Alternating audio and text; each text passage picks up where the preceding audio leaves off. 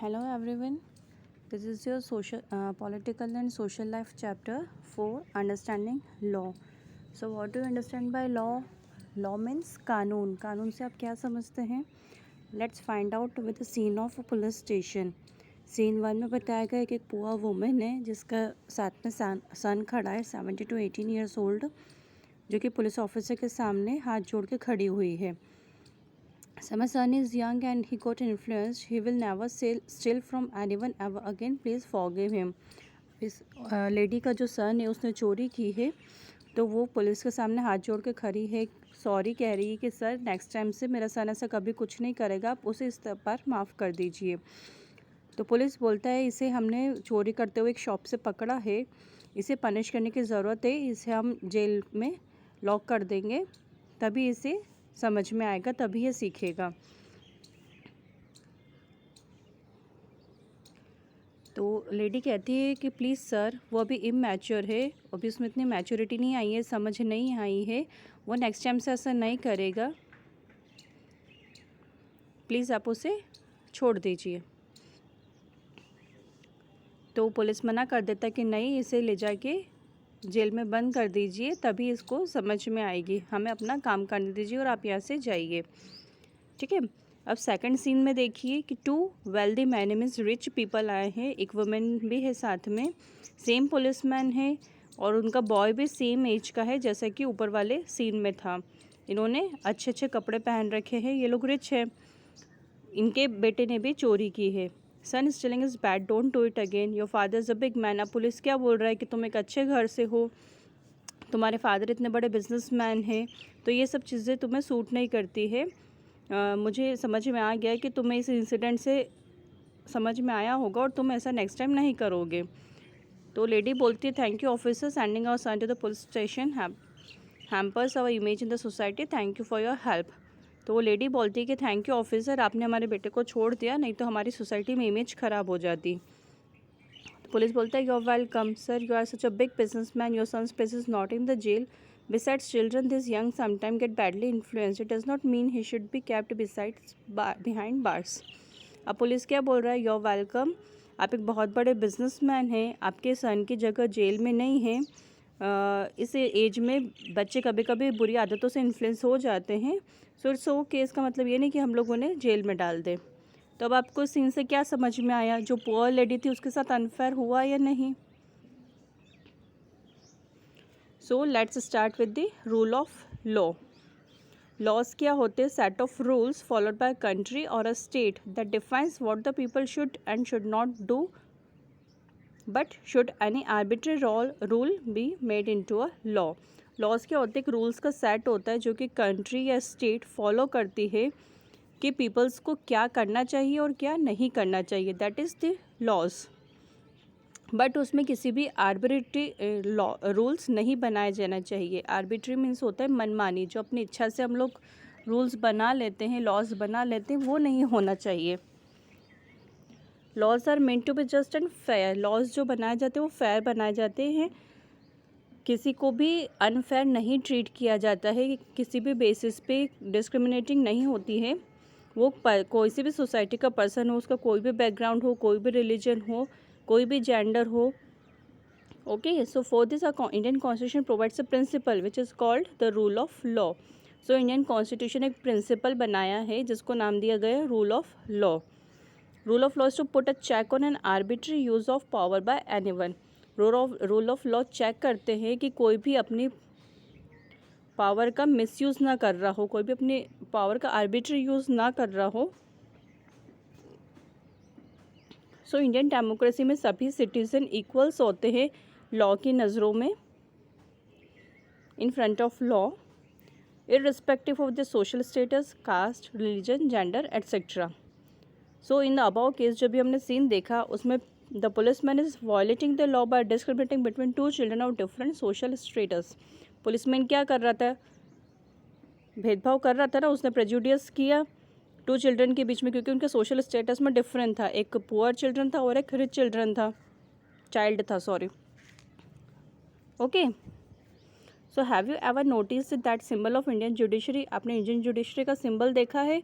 बहुत सारी मूवीज़ में बताते हैं कोर्ट के अंदर स्टैचू रहती है जिनकी आंखों पर पट्टी बंधी रहती है और वन हैंड में वेइंग स्केल होती है ना, और पीछे इंडियन फ्लैग लगा हुआ रहता है बैकग्राउंड में। तो उसका सिंबल का क्या रिप्रेजेंट करता है वो, कि जो लॉ है वो अप्लाई करना है सभी सिटीज़न के ऊपर कंट्री में, क्योंकि वो पीछे इंडियन फ्लैग लगा हुआ है। मीन्स इंडिया के कंट्री में जितने भी लॉज बनाए गए हैं वो सबके लिए इक्वल है, सभी सिटीज़न को फॉलो करना है।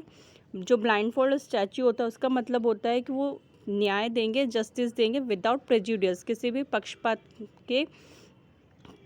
भी तरह का पक्षपात नहीं होगा, सभी को इक्वल समझा जाएगा और उसे जस्टिस दिया जाएगा।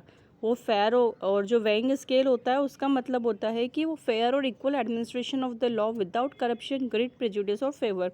किसी भी तरह का करप्शन को, ग्रिड को, प्रेजुडिस किया या किसी को भी फेवर नहीं किया जाएगा, सबको इक्वली इंपॉर्टेंस दी जाएगी।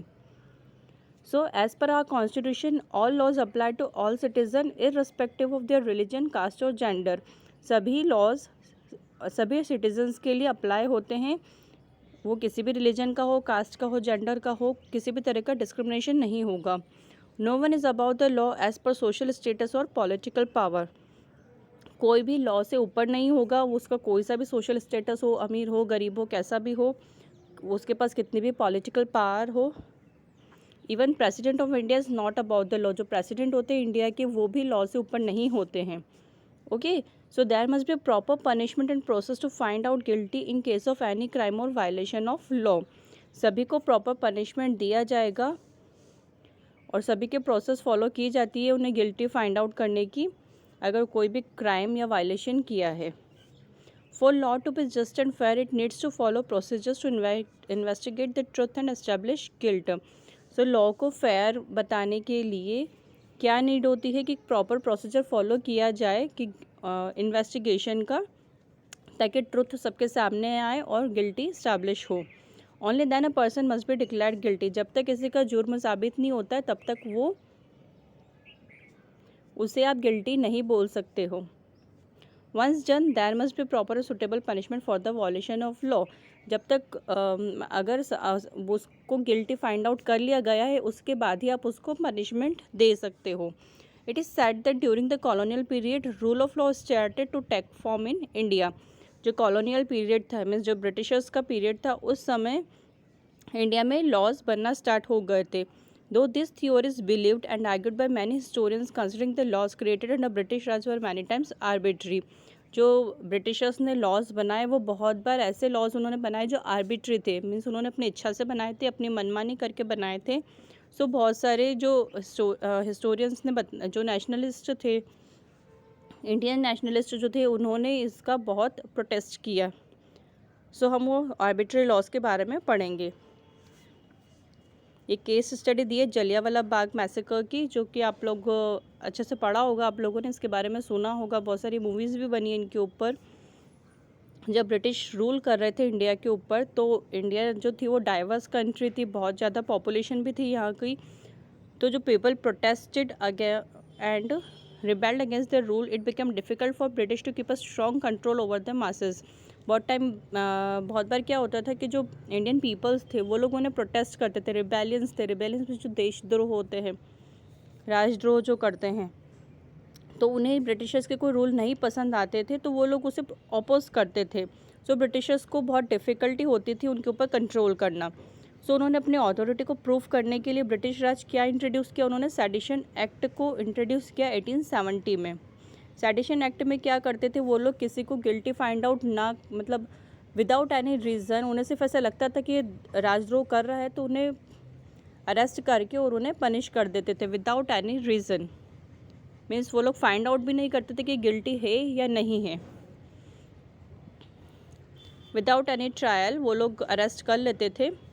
सो इस एक्ट को बहुत सारे इंडियन नेशनलिस्ट ने प्रोटेस्ट किया, जो कि एक चैलेंज बन गया था ब्रिटिशर्स के लिए।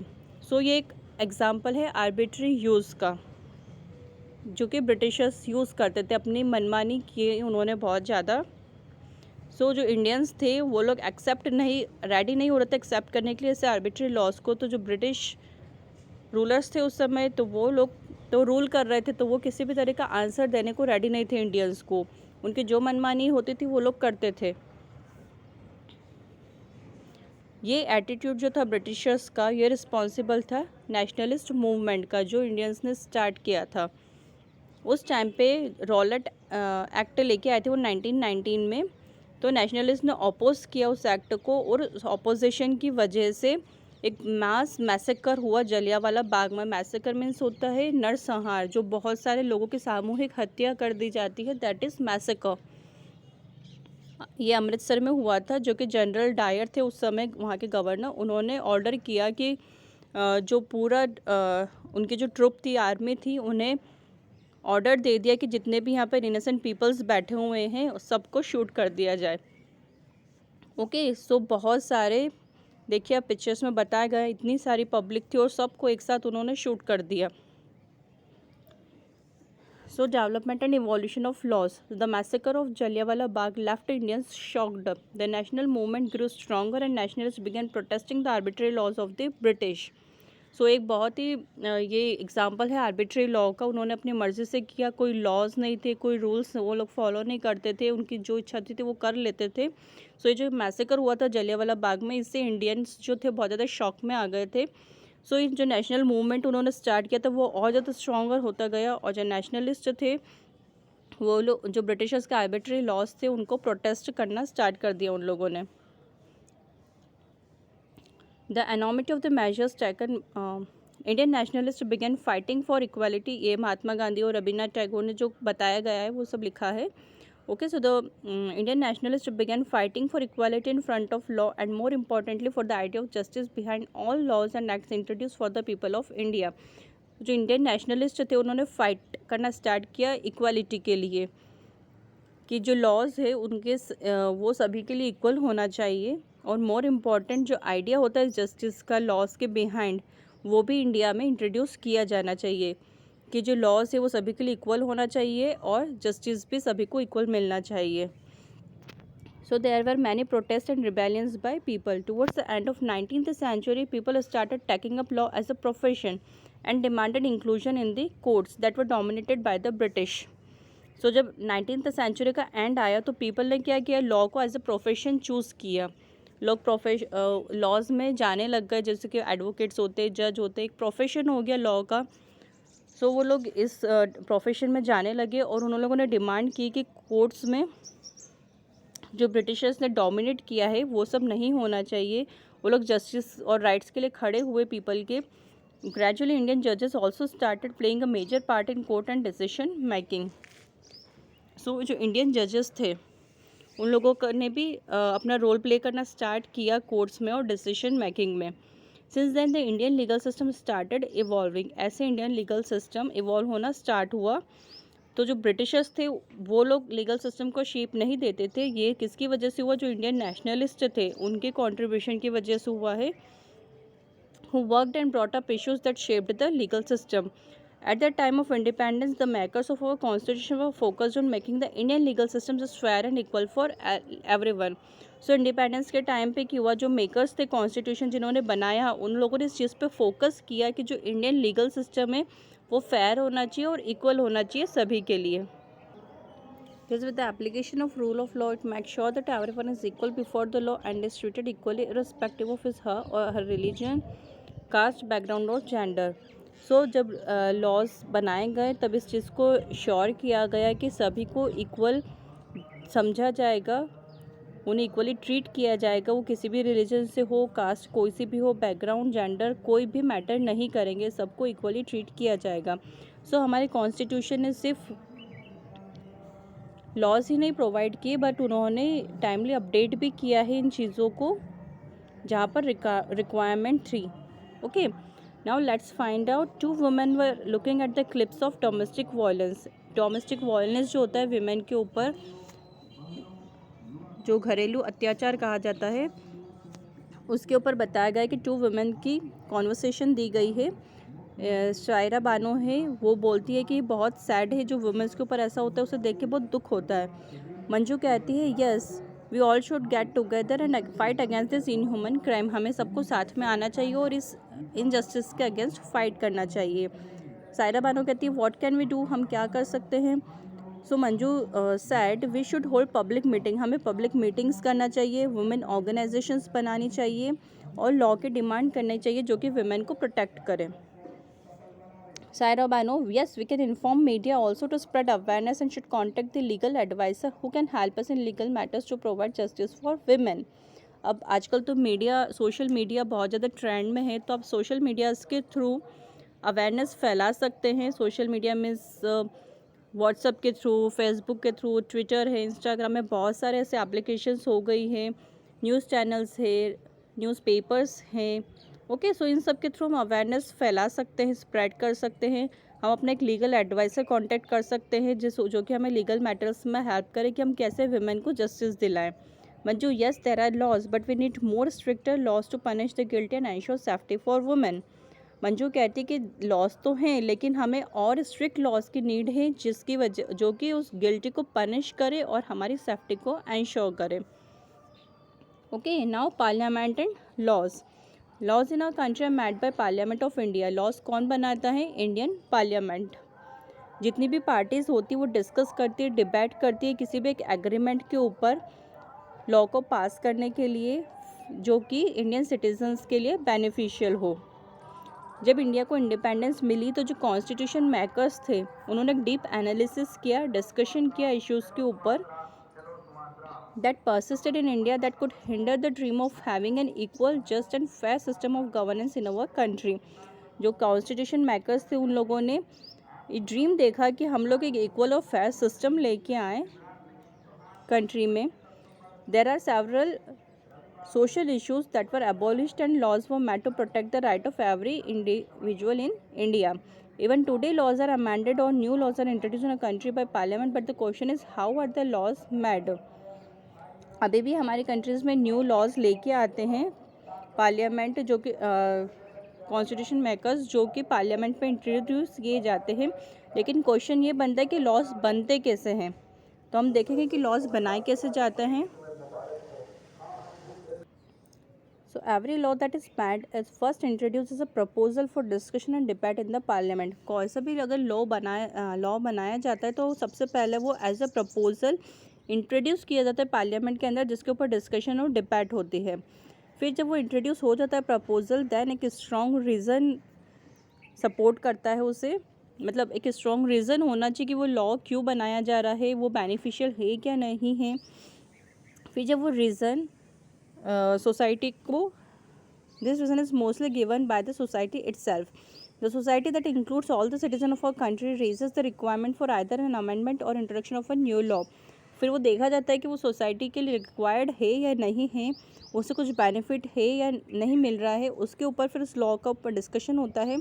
Just is read about in case of women where in the requirement was raised through marches, protests, media, legal department. The ruling government take a serious note of it and thus introduced proposal bill in parliament for a strong step to stop domestic violence. जैसे कि हमने ऊपर अभी देखा कि वो जो discussion हो रहा था दोनों लेडी का, तो वो फिर रेज होगा, उसके ऊपर मार्चेस निकलेंगी, प्रोटेस्ट किया जाएगा मीडिया के थ्रू, लीगल डिपार्टमेंट में थ्रू. तो ये एक तरह से कहा जाता है कि ये एक इशू डेवलप हुआ सोसाइटी में, तो वो फिर जाएगा पार्लियामेंट के पास. फिर वहाँ पर एक सीरियस नोट लिया जाता है उसके ऊपर, उसे इंट्रोड्यूस किया जाता है as a bill in parliament. एक स्ट्रॉन्ग स्टेप ली जाती है कि हम डोमेस्टिक वायलेंस को स्टॉप करना चाहिए. तो इस तरह से अगर कोई भी मैटर आता है सोसाइटी में, कोई भी इशू आता है जिसमें मार्चेस निकलती है, प्रोटेस्ट किया जाता है, उससे सोशल मीडियाज़ में उससे अवेयरनेस स्प्रेड किया जाता है एज अ अवेयरनेस. तो ऐसा कोई भी मैटर अगर सोसाइटी में आता है तो फिर वो इंट्रोड्यूस होता है पार्लियामेंट में, वहाँ पर उसके ऊपर डिस्कशन होती है, डिबेट होती है. फिर अगर सभी जितने भी मेंबर ऑफ पार्लियामेंट से उन्हें अगर वो सही लगता है तो फिर वो बिल या लॉ कह सकते हैं हम उसे बनाया जाता है. Okay, so as stated previously the people elected by us make the parliament of our country. जिन पीपल को हमने इलेक्ट किया है, इलेक्शन में हमने उन्हें वोट दिया है, वो लोग पार्लियामेंट बनाते हैं कंट्री का. They represent various communities, religions, people of our country. अब वो जो बने हैं मेंबर ऑफ पार्लियामेंट वो भी तो अलग अलग रिलीजन के होते हैं, अलग अलग कम्युनिटी के होते हैं, है ना. So when discussions are made on such issues raised by the society, parliament must act sensitively and not impulsively. So जो डिस्कशंस बनाए जाते हैं सो जब वो डिस्कशंस बनती उन इश्यूज़ के ऊपर, तो पार्लियामेंट उसे ऐसा सेंसिटिवली एक्ट करती है। जो रूलिंग पार्टीज़ होती है और ऑपोजिशन पार्टी होती है, दोनों ही लोकसभा में डिस्कस करती है उस बिल को लेकर, और फिर वो राज्यसभा पर पास किया जाता है। फिर जब वो पास हो जाता है पार्लियामेंट से, तो वो बिल जो होता है वो लॉ बन जाता है। There have been many issues that were a part of our society for decades but were challenged to protect the right of individuals and provide them with equality, justice and fair legal system. ऐसे बहुत सारे issues रहे हमारी society में जो कि एक challenging थे इंडिविजुअल राइट्स को प्रोटेक्ट करने के लिए और इक्वालिटी, जस्टिस और फेयर लीगल सिस्टम लेके आने के लिए। There are still many issues that are yet to be dealt with and many laws that need stronger implementation in our country. अभी भी ऐसे बहुत सारे इश्यूज हैं जो कि और स्ट्रॉन्ग बनाने की ज़रूरत है उन लॉज को। Unpopular and controversial laws. अब अनपॉपुलर और कॉन्ट्रोवर्शियल लॉज कौन से हैं? Are all the laws pass in country accepted and popular among people? सारे लॉज जितने भी पास किए जाते सभी क्या इंडियन जो कॉमन पीपल हैं, इंडियन सिटीजन्स हैं, वो लोग एक्सेप्ट कर लेते हैं? No, sometimes a law is pass by parliament because it is constitutionally correct but benefits a large section of society, but it is widely criticized by some people as they consider it is irrelevant or harmful for a section of society. अब बहुत सारे laws ऐसे parliament बनाते जो कि constitutionally तो correct होते, parliament को करेक्ट लगते हैं, और एक लार्ज सेक्शन जो होता है सोसाइटी का उनके लिए बेनिफिशियल होते हैं, लेकिन फिर भी कुछ पीपल ऐसे होते जो कि सेटिस्फाइड नहीं होते हैं उन लॉज से। For example in our country, लेकिन फिर भी ऐसे कुछ लॉज होते हैं जो कि कुछ पीपल्स उससे सेटिस्फाइड नहीं होते। For example in our country we are provided with the freedom to live freely and choose a life style suitable for us. For example दिया है कि हमारी कंट्री में सभी को फ्रीली रहने की फ्रीडम दी गई है कि सब लोग अपनी इच्छा से रह सकते हैं और अपनी लाइफ स्टाइल चूज़ करते जिसको जो सूटेबल लगे। तो इस चीज़ से क्या होता है, जो एक सेक्शन होता है सोसाइटी का, वो लोग क्या करते हैं, लार्ज स्केल पर सेलिब्रेशन एंजॉय करते, जो कि मोस्टली सिटीज़ में होता है। लेट नाइट सेलिब्रेशंस होते हैं, उन लोग के लाउड म्यूज़िक प्ले करते हैं वो लोग, इवन रेजिडेंशियल एरियाज़ में भी जहाँ पर पब्लिक रहती है। सो उस सेक्शन को कंसिडर करते हुए जो पॉपुलेशन डिस्टर्ब होती है, जो रेजिडेंशियल एरियाज़ है, तो ऐसा तो नहीं कि लेट नाइट सब लोग जगते ही रहेंगे, लोग तो सोते भी हैं ना। सो वो उनसे उन्हें डिस्टर्बेंस होता है। तो स्टेट गवर्नमेंट ने से लॉज लेके आए हैं कि लाउड म्यूज़िक को रेस्ट्रिक्ट किया जाएगा। एक पर्टिकुलर टाइम पीरियड दिया जाता है कि इतनी बजे के बाद आप लोग लाउड म्यूज़िक नहीं प्ले कर सकते हैं, स्पेशली रेजिडेंशियल एरियाज़ में। After that time they are not permitted to play loud music. Such laws are often greeted with unpleasant resistance as it restrict people from their right to live their lives freely. अब कुछ लोगों को लगता है कि नहीं, ये law ठीक नहीं है, हम लोग अपनी इच्छा से कुछ कर भी नहीं सकते हैं, क्या हमें तो फ्रीली रहने का फ्रीडम दी गई है कॉन्स्टिट्यूशन की तरफ से। So it is unfair, but it is also fair in towards the section of society that include school-going children and elderly people who get affected by loud noise played at late night. लेकिन fair decision किसके लिए हैं? जो लोग जल्दी सो जाते, school children's हैं, जो एल्डर पीपल्स होते जो लोग जल्दी सो जाते, उन्हें बहुत डिस्टर्बेंस होता है लाउड म्यूज़िक से। अगर लेट नाइट बजता रहेगा तो वो लोग कब सोएंगे? सो ये किसी के लिए फेयर डिसीजन होता है, किसी लिए अनफेयर हो जाता है। So many time laws that were passed years ago are now challenged because the people feel that their application is either no more relevant or require amendment as it is unfair towards a section of society. So बहुत जो laws पहले बनाए गए हैं वो अभी challenging हो गए हैं। क्यों? क्योंकि जो पीपल है वो लोग फील करते हैं कि नहीं, ये एप्लीकेशन हमारे लिए ठीक नहीं है, किसी के लिए अनफेयर हो जाती है सोसाइटी में। For example, at the time of independence, there was a need to bring up the section of society that was brought down by the prevailing caste system at that time.